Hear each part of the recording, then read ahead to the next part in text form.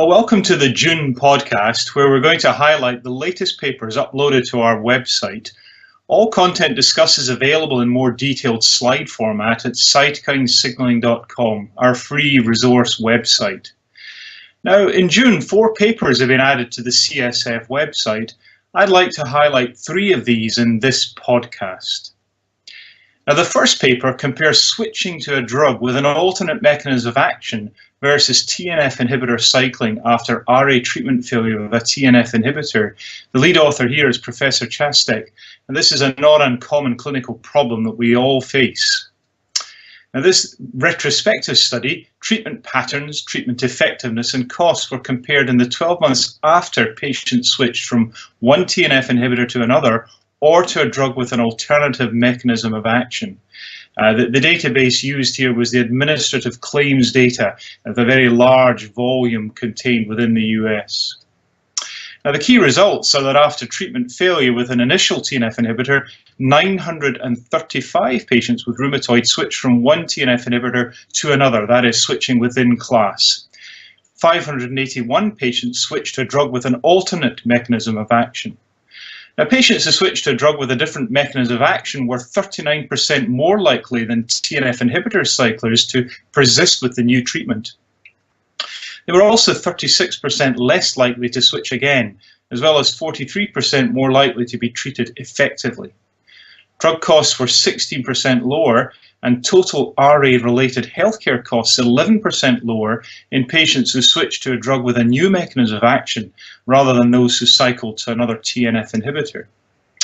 So we can conclude here that the data support switching to a new mechanism of action after treatment failure with a TNF inhibitor. And this is consistent with recent guidelines for the pharmacologic management of established rheumatoid arthritis. Now, turning to a different theme, the second and third papers I'd like to highlight report the findings from 2 phase 2b studies of the selective JAK inhibitor filgotinib, the Darwin-1 and Darwin-2 studies. And the lead authors here are Professors Vestovens and Kavanagh. Now, Darwin-1 and Darwin-2 are multi-center randomized, double-blind, placebo-controlled dose-finding studies. They aim to compare the efficacy and safety of various oral doses of filgotinib versus placebo. Patients had moderate to severe rheumatoid arthritis and an inadequate response to methotrexate.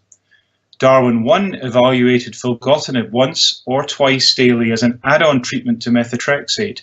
Darwin-2 evaluated filgotinib once daily given as monotherapy. The key results, Darwin-1 included 594 patients on a stable dose of methotrexate. Darwin-2 included 283 patients who stopped taking methotrexate before the start of the study.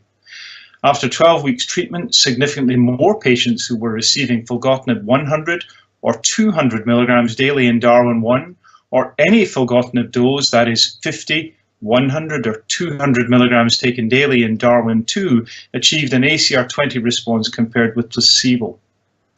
Significant differences in favor of filgotinib 100 and 200 milligrams daily were seen for other key efficacy endpoints.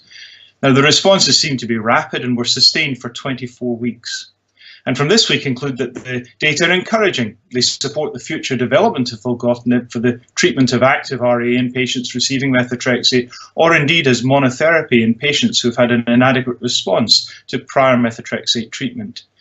Filgotinib was well tolerated in both studies, but these are still early days and clearly larger studies will be required. Now, the fourth paper for June reports the findings from the Cochrane Systematic Review and Network Meta-Analysis, which looked at the benefits and harms of biologics or tofacitinib in patients with rheumatoid arthritis not previously treated with methotrexate. Now, finally, don't forget that all the materials are available in the publications section of the cytokinesignaling.com website. And also, can I remind you that we now have available on our website 2 new CME courses, Focus on Tofacitinib and Focus on Baricitinib. We've also added to our site summaries of the key highlights from EULAR 2017, which is a truly wonderful meeting over in Madrid. Well, thank you very much indeed for listening and for watching, and thanks very much for your continued support of the Cytokine Signalling website.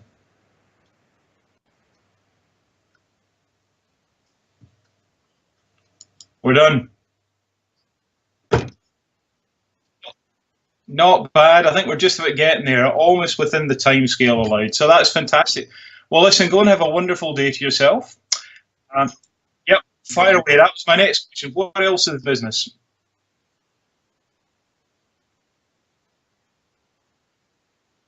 Hmm.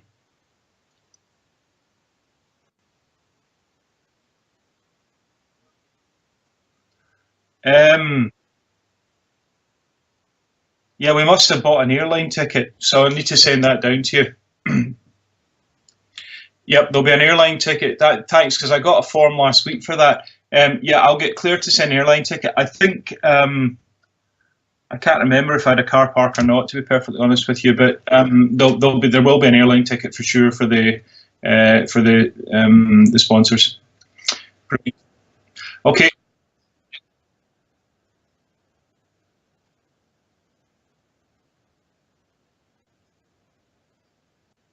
Hmm.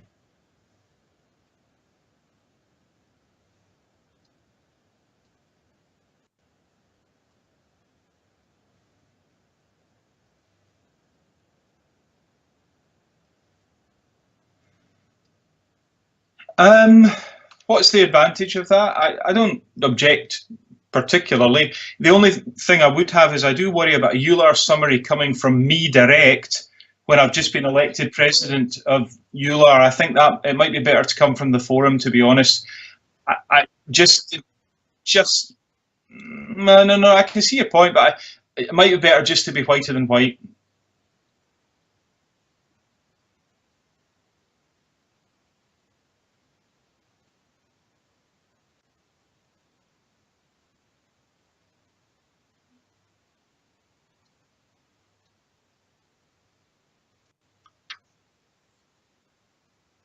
Did it? Could you? Because I'm not quite sure what that was. So,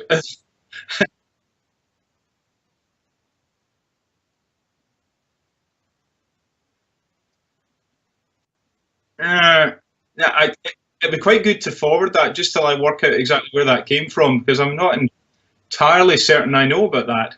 I'll know about what I presume I'll know about the content, but at least I better, because I don't generally do that much of this, to be honest. So it would be quite cool to have a look at that. I think it's better to come from the forum, because it just keeps. I don't think, particularly a EULAR summary, I think coming from me as a president elect could go down badly.